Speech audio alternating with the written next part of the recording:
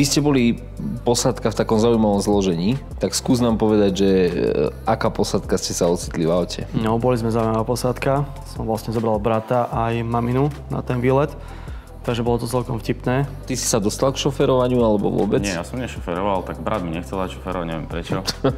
Keďže sme boli rodina, tak sme sa zvykli aj pohádať sem tam a taká hádka skracuje cestu, no, vieš. Tu ti padol kus banánu dole, mi to tam bude hneď a smrdie teraz, medzi sedačky. Nevral, a keď som ja mala moje auto a ty si mi tam... Dobre, ale tak no... Veď ti to spratám. No. Lebo tvoj brat kaká 20 minút, potom tebe boli brucho, ty kakáš 20 minút. Dobehni, sme ďaleko. Ďaleko sme. Stačí. Teodor, a to čo si nemusel akurát natáčať. Tak za chvíľu sa odubytujeme a ideme smer Salzburg centrum. Pozrieme troška historické centrum, hore je veľmi pekný hrad a ideme ďalej smer Mníchov.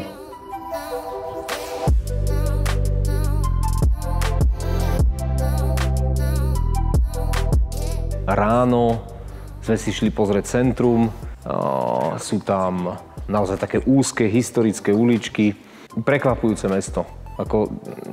Nikdy som predtým v Salzburgu nebol, vždycky len okolo alebo letisko a teraz som sa pozrel do centra a myslím si, že zážitok to je. Čiže stálo to aj z takého cestovateľského pohľadu za to.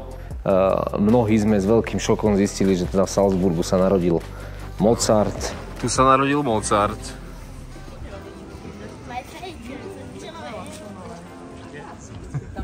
To je zvonček. Pozri, normálne to ide do tých okien.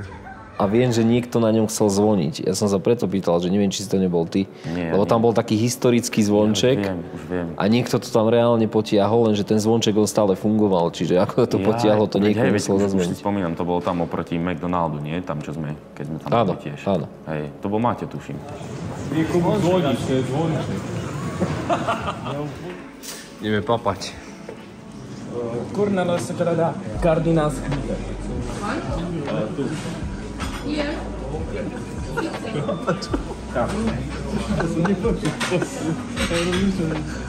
si myslel slova a povedal, že kardinášny, to je vieš. Dobrú chuť.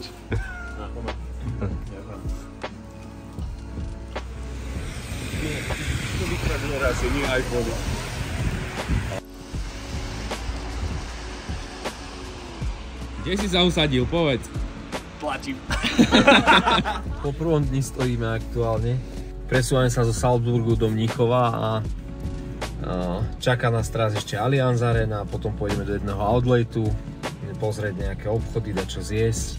Po včerajšku tam to bolo náročné, mali sme viac zastávok. Prvýkrát sme zažili to, že sme čakali na nabíjačku, lebo na Slovensku nás niečo také nepostrehlo. Ale na to, že sme 4 auta, tak sme to úplne v pohode zvládli, takže zatiaľ to ide fajn. IV6 ja vnímam ako model, ktorý je v tejto veci zlomový. Tiež keď prichádzali elektroauta, veď to je 8 rokov dozadu, keď som ja začínal ako predajca a prišli prvé auta a vtedy sme riešili, že koľko sa to nabíja. Keď sa to dalo na nabíjačku, tak sme prišli na to, že sa nabíja 18 hodín.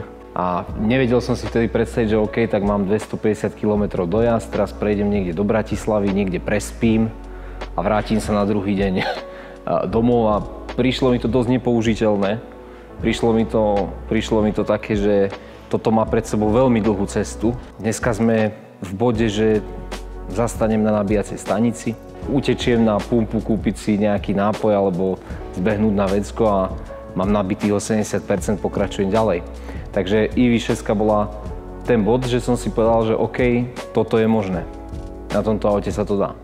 Ja si pamätám, keď si kupoval auto, lebo ako som spomínal, mali sme na tej ceste 4 vozidlá, z toho 2 vozidlá boli také, že to boli zákazníci, ktorí si kúpili elektroauto.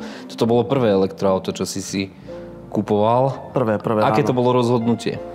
Ja si myslím, že najlepšie, aké som mohol spraviť. Ten zážitok z toho auta je neporovnateľný s tými benzínovými spaľovacími. A na to auto nedám dopustiť naozaj, že to je jedno špičkové auto. Skúšal som teda aj konkurenčné značky. Teraz to znie v pohode, že najlepšie, aké si mohol spraviť, ale ja si pamätám, také rýchle to nebolo. No nie, tak jasne, že trvalo dlho, lebo som si najprv skúšal aj Mercedes som si skúšal, aj Škodu som si skúšal, Kiu som si skúšal, Ford som si skúšal.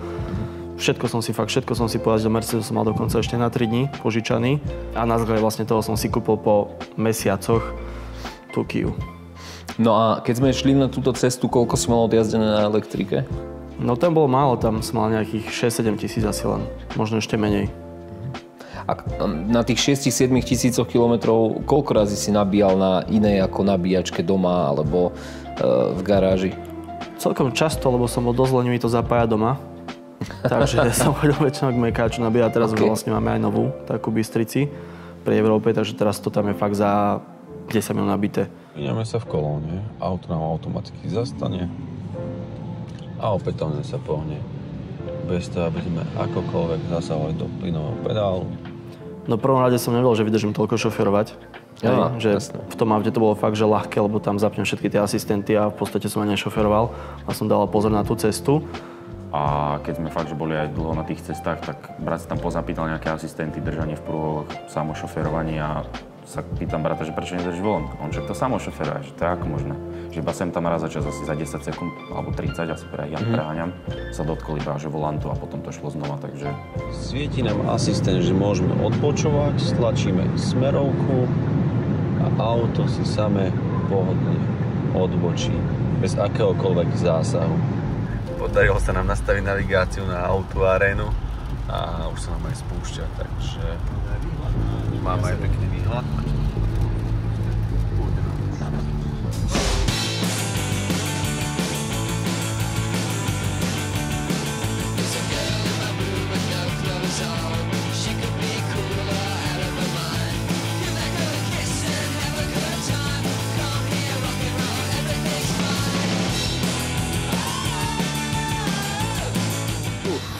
Zima je tu teda poriadna, ale aspoň neprší.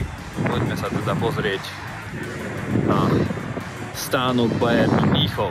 Ale ako veľkosť budovy a celé to parkovanie, logistika okolo toho, tak to stojí za to a to odporúčam ísť aj na zápas, len nás by to extrémne zdržalo. Všetci vravili, že ideme na 15 minút do obchodu, boli sme tam asi hodinu a pol, lebo zrazu sa všetci vytešovali z darčekového obchodu. A všetci s nákupmi a ja mám ten krásny vankúšik, na ktorom do dneska spávam. Bude mi ešte dlho dobre slúžiť. Pekná spomienka. Ty si celkom nakúpil. Vankúšik, aby som mal na čom spať. Stade sme pokračovali smer Norimberg, kde po ceste sme mali takú malú zástavku nejakom... ale to bolo také spojenie nabíjania a zástavky. Lebo dalo sa tam aj najesť. Mali sme tam aj čo robiť, čiže sme sa zastavili v takom kvázi outletovom centre a popri tom sa nám nabíjali autá. Tam nastal taký druhý moment, ktorý nám spravil malú komplikáciu, lebo okrem toho, že u nás tá infraštruktúra toho nabíjania je absolútne user-friendly a strašne na vysokej úrovni, že mám jednu aplikáciu a všetko si odomknem, tak tie krajiny, kde tie nabíjačky sú dlho, tak sú v tomto strašne tak biznisovo zamerané. Tie nabíjačky patria nejakým jednotlivým firmám a oni majú k tomu svoj systém toho, ako sa tam prihlásiť, svoj systém cien, svoj spôsob, akým sa spustí tá nabíjačka. No a tam sme asi nejakých 15 minút okolo toho majstrovali, že ako vôbec sa nabíjať. Ale nakoniec sa nám to podarilo. Vyskúšali sme si aj tú maximálku, keďže tam je to dovolené. To bolo také, že super. Lebo vy, keď sme prešli tou rakúskou hranicou, tak tam nastal ten moment, že všetci čakali, že môžeme ísť neobmedzene. A teraz začali tie vysielačky, no čo ideme? A ja hovorím, veď ale 110 tu je. Áno, to bol ten začiatok, ale už potom ďalej sa tak rozpúšťalo. Bolo tam také tie úseky, že sa dalo ísť rýchlejšie. No mne sa zdá, že sme možno prešli, ja neviem, 10 minút, že sme mohli ísť neobmedzenou rýchlosťou, inak všetko možno tak bolo obmedzené. 15 max to bolo, hej. Vieme, že i6 má maximálku 190. Je to také zaujímavé, lebo je to taký moment, že človek čaká, čo sa stane, lebo ten elektromotor je obmedzený len softvérom. Čakal som aj ja, že si vrajím, že tak 190 a potom to ako dá výkričníky alebo niečo. A reálne vlastne ja som držal tú podlahu a nešlo to viacej už. A keď sme išli dole kopcom, čakal som to ešte kúsok rozgula, išlo to tých 191, 192, ale už potom viacej to fakt, že nešlo. Ale bolo to aj cítiť potom vlastne aj na tej baterke, že začala rýchlo padať. Tam bolo zaujímavé práve to, že ono ten dojazd, čo máš, ten, ktorý ti vyrátalo, tak on ako keby sa veľmi neovplyvňoval tým štýlom jazdy, ale zbadali sme to po nabití. Že, tam sme to vlastne následne videli. Že zrazu sme to dali na nabíjačku a zrazu tam bolo 30 km menší dojazd a začala panika, že prečo nám svieti o 30 km menej, no lebo on prerátal, že kebyže takýmto spôsobom prejdeme ten cyklus, tak spravíme len, ja neviem, 280 km a pritom sme spravili 320. Len on bol pripravený na to, že tam možno pôjdeme takými vysokými rýchlosťami. Samé zdravé veci, čo máš? Grapefruit juice, proteinové tyčinky. Pán je gurmán. Ja si pamätám zážitok Lidl. Tam si pobehoval s takou krabicou a... No to bol to Kinder Bueno, tuším. Tam bolo už 12 kusov za euro 30 alebo euro 50. Ty si mal taký ten nákup a myslím si, že sa aj tipovalo, koľko to stálo. Hej, koľko sme tipovali, všetci sme si tipli. No ja som bol najbližšie, no. Tak veď si to držal v rukách. Tak. Ale áno. Nerátal som to, lebo však matika mi nejde, ale typol som. Ale pozrite sa tam, tu sme v jednej elektrike a tu sa pozriem a tu máme ďalšiu elektriku.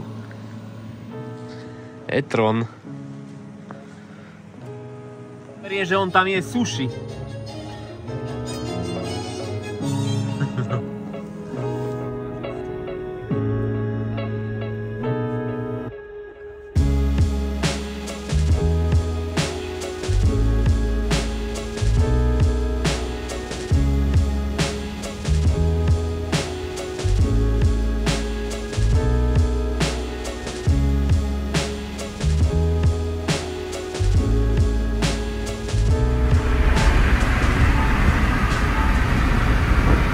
Kam je to na Mníchov? Ďakujem! Ale taký highlight, čo sa mi vždy najviac páčilo, čo sme tam zažili, tak keď sme stretli tú IV6 na tej diaľnici a keď sme tak všetci obklúčili, že každý z jednej strany. A to sme natáčali, myslím. Hej, to by malo byť natočené, takže to tam by malo byť vidieť a to bolo fakt, že super. Aj ten chlap sa smial, my sme sa smiali, to bola taká zábavka celkom. Hej, my sme ho tam obklúčili tak, že on šiel vlastne stredom a my sme sa tam dali okolo. Z každej strany, to bolo super. Jasné. Tak už sa nám zotmieva. Máme za sebou Mníchov, Allianz Arenu. Nabíjali sme, boli sme v outlete. Teraz sa presúvame do takého krásneho historického mesta, kde sa natáča kopec filmov, či historických, či ázijská produkcia, lebo je to fakt zaujímavé. Celé mesto je obohnané múrom stredovekým a je tam významný hrad, ktorý bol niekedy centrom Nemecka.